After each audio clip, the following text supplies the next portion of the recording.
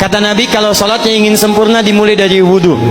Yang pokok dalam wudhu itu ada 4, sisanya sunnah. Awas, kalau yang 4 ini tidak sempurna maka batal wudhunya. 1, faghsilu wujuhakum, basuh wajahnya. Kalau disebutkan wajah dalam bab wudhu, itu tidak ada yang lain kecuali bagian tampak muka, gitu ya. Kalau yang punya jenggot, itu termasuk janggutnya di selai-selai. Sifat wudhu cuma ada 3. 1, pakai keran. 2, pakai gayung. 3, air yang mengalir. Ya, seperti di sungai ada air mengalir, itu nggak ada masalah. Tapi kalau menggunakan gayung atau semisalnya, Nabi itu diriwayatkan dalam hadis itu sangat menghemat air. Bahkan pernah beliau kemudian berwudu, kalau kita kemudian hitung, itu hanya sejumlah Pak, seaqua gelas Pak, cukup. Atau yang kedua, menggunakan keran ya. Kalau sekarang kita ada keran, contoh ini kerannya. Ya, kerannya agak tinggi sedikit. Dan kita sesuaikan. Ambil airnya. Misal contoh, ghosala. Ghosala itu bukan ditumpahkan, ambil air, tumpahkan di tempat yang akan dibasuh gini.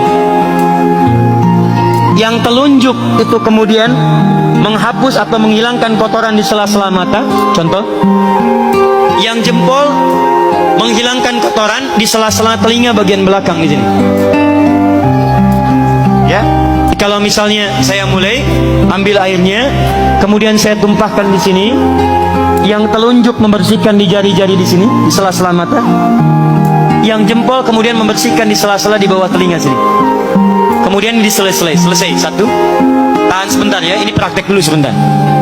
2. Wa aydiyakum ilal marafiq, ini yang sering keliru.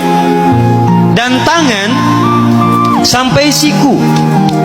Jadi saat kita mengambil air wudhu, ambil airnya, tumpahkan dari sini ilal marafiq, sampai ke siku ke sini. Balikan lagi ke depan. Jadi bukan kerannya dibeginikan, sikunya dibeginikan, takut, bukan. Jadi bukan siku diteruskan ke bawah. Yang tepat itu ambil airnya, kemudian basuh dari sini sampai dengan ke sikunya. Hati-hati, ini ada maknanya.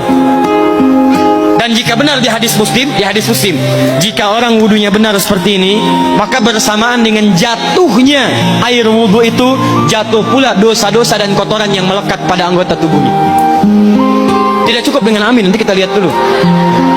Tangan selesai, pindah kemana? Bukan ke rambut, tapi kepala. Jadi dalam bab wudu yang diusap bukan rambutnya, kepalanya. Itulah keadilan Allah.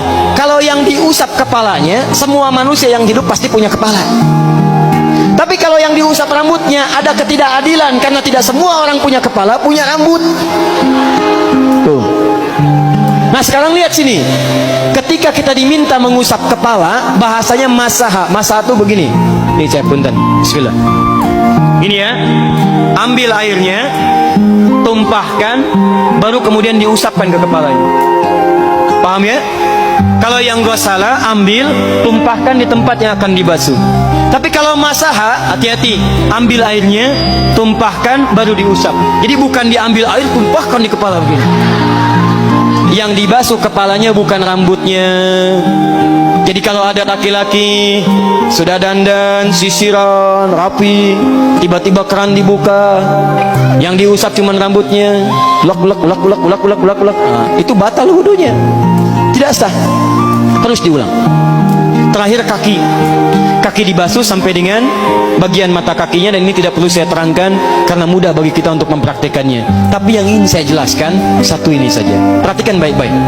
Yang 4 ini wajib wudu. Tambahannya sunnah. Niat dimasukkan dalam wajibnya. Lihat sini, kumur-kumur sunnah, telinga sunnah, istinsyak sunnah. Yang 4 ini wajib. Tapi terlepas dari wajib dan sunnahnya, perhatikan baik-baik. Kenapa ini disebut dengan wudu? Dan hebatnya Al-Quran mengistilahkannya dengan taharah. Taharah. Apa itu taharah? Apa itu suci? Taharah. Apa itu taharah? Suci. Apa itu suci? Taharah.